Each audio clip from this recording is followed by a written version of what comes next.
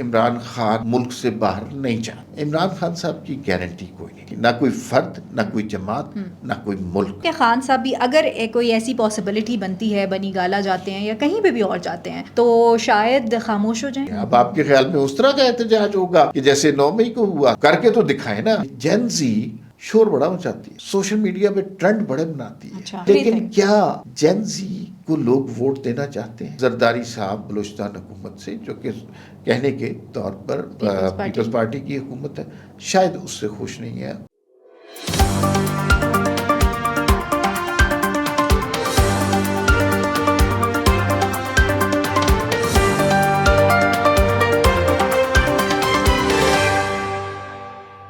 السلام علیکم، میں ہوں آپ کے ساتھ رمشا عارف اور آپ دیکھ رہے ہیں پروگرام وی ٹاک. ہمارے ساتھ میرے ساتھ موجود ہیں ناظرین. آج جن موضوعات پہ ہم بات کریں گے، ہم نے دیکھا کہ شہر اقتدار میں کچھ دن سے باتیں اور خبریں آ رہی ہیں اس طرح سے کہ شاید کوئی ڈیل ہو رہی ہے، کسی کو کوئی NRO دیا جا رہا ہے. یعنی میں بات کر رہی ہوں عمران خان صاحب کے حوالے سے کہ ان کا کہا یہ جا رہا ہے کہ شاید انہوں نے کوئی ڈیل کر لی ہے اور وہ ڈیل کر کے ملک سے باہر جا رہے ہیں. اب سوال یہاں یہ پیدا ہوتا ہے کہ ڈیل کن شرائط پہ ہوگی. ان شرائط پہ بات کریں گے کہ کیا شرائط ہو سکتی ہیں، اور پھر ساتھ ہی ساتھ جو ہے تحریک انصاف والوں کی اپنی حکمت عملی کیا ہے، وہ کیا سوچ رہے ہیں، کیا کوئی احتجاج کریں گے یا بس اسی طرح سے خان صاحب کا یہ کہیں گے کہ شاید وہ بنی گالا شفٹ ہو جائیں. اس حوالے سے بات ہوگی. اور پھر ہم نے یہ دیکھا کہ جب یہ خبر آئی تو حکومت کی طرف سے کچھ وزراء ہیں، ان کے بیانات آئے، جیسا کہ طارق فضل چودھری تھے، رانا ثناء اللہ، ان کے بیانات ڈسکس کریں گے کہ نون لیگ کا ظرف یہ ہے کہ وہ اس طرح سے سوچتے ہیں اور ماضی میں تحریک انصاف والے کس طرح سے سوچتے ہیں، اس پہ بات ہوگی. اور پھر ہم نے دیکھا کہ بنگلہ دیش میں انتخابات ہو رہے تھے، کانٹے دار مقابلہ تھا، لیکن جو ہے وہ BNP 2/3 اکثریت سے جیت کی ہے. اس حوالے سے بات ہوگی کہ اب اگلا ان کا لاہ عمل کیا ہوگا.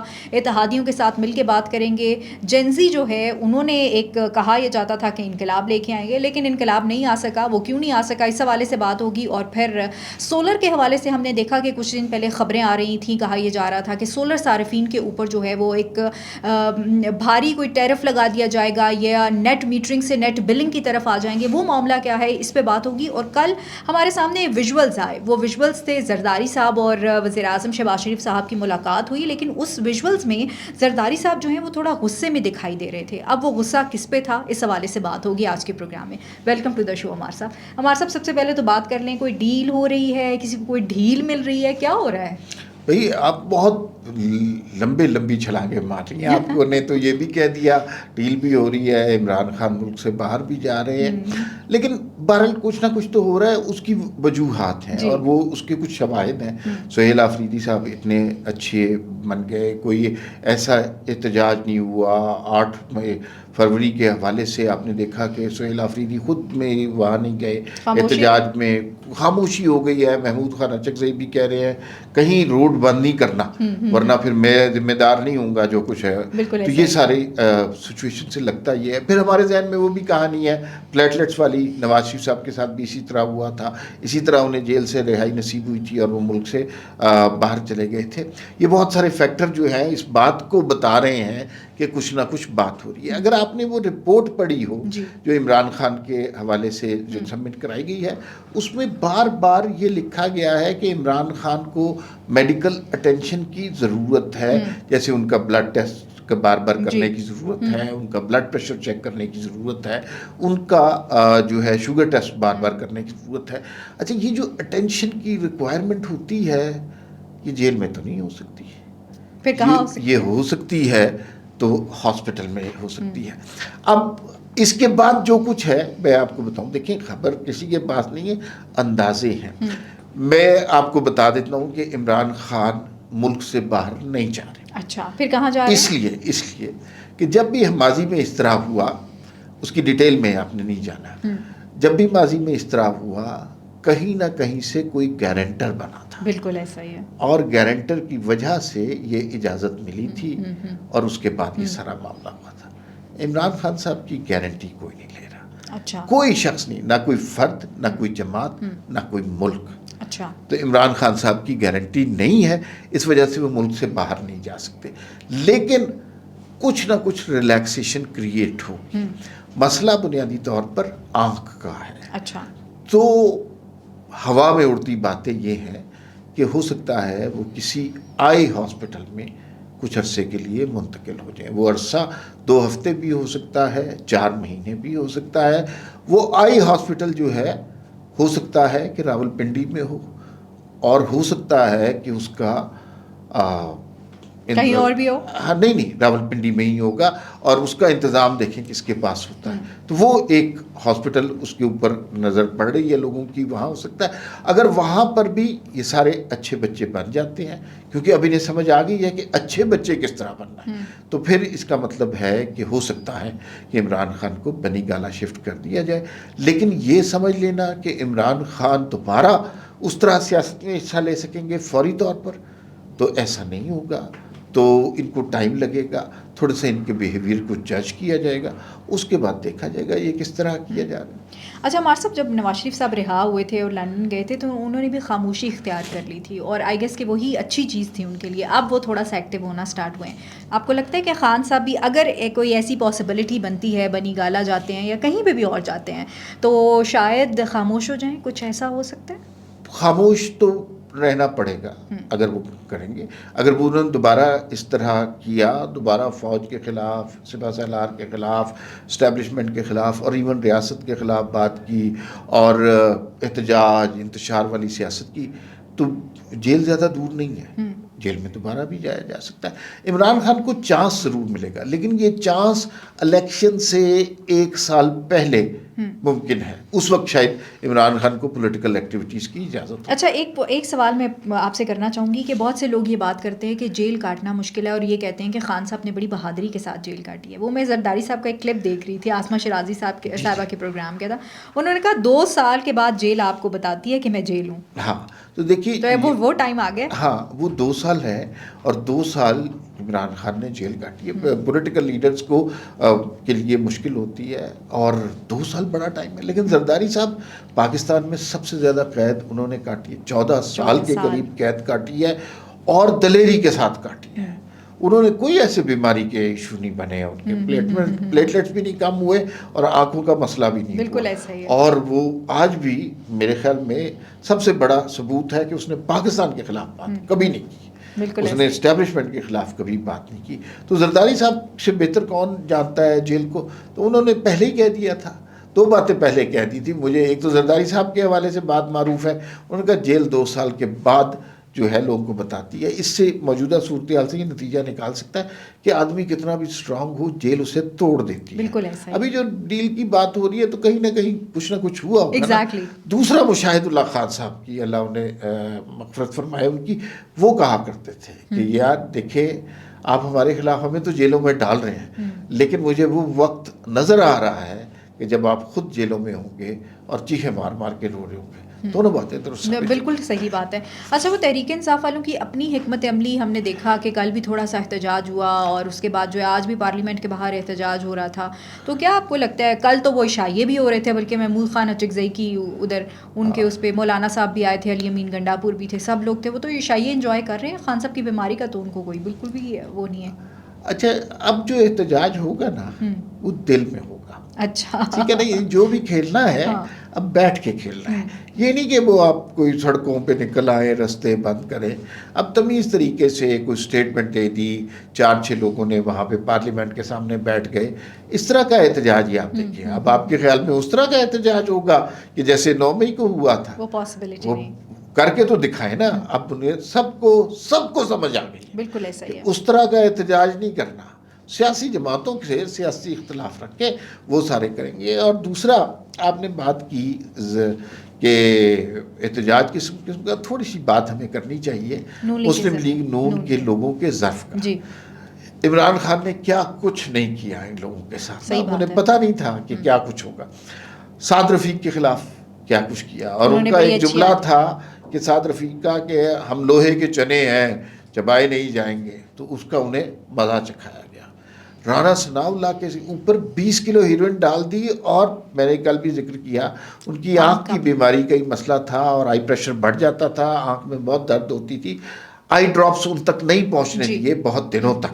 ٹھیک ہے, اور یہ سارے لوگ جو ہیں انہوں نے بہت تکلیفیں عمران خان کے ہاتھ سے. نواز شریف نے دیکھیے وہ امریکہ میں جو تصویر دکھائی تھی وہ اس وقت کی تھی جب بیگم کلثوم نواز کا انتقال ہوا تھا. عمران خان نے ان کی توہین کی, مذاق اڑایا, یہ دیکھیں ایسی شکلیں بنا کے پھرتے ہیں, اور یہ وہ شیریں مزاری کو بھی ہنسی آ گئی, اسے بھی ترس آ گیا, اس طرح کی باتیں کرتے تھے.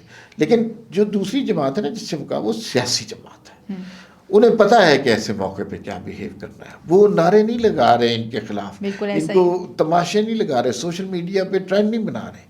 سعد رفیق صاحب کیا بات کر رہے ہیں کہ عمران خان کی بیماری کا خیال کرنا چاہیے, کسی بھی مریض کی بیماری کا احترام کرنا. طارق فضل چودھری, اچھا رانا ثناء اللہ جس کے ساتھ سب سے برا سلوک, بالکل ایسا ہی ہے, بالکل. لیکن وہ پولیٹیشین ہے, انہیں پتہ ہے, وہ کہہ رہے ہیں کہ نہیں عمران خان کو علاج کی پوری سہولت ہے. یہ وہ شخص کہہ رہا ہے جس کو دوائی نہیں وہ عمران خان نے پہنچنے دی. بالکل ایسا. اچھا طارق فضل چودھری صاحب کہہ رہے ہیں کہ اگر وہ ملک سے باہر جانا چاہتے ہیں تو حکومت کو بھیجنا چاہیے.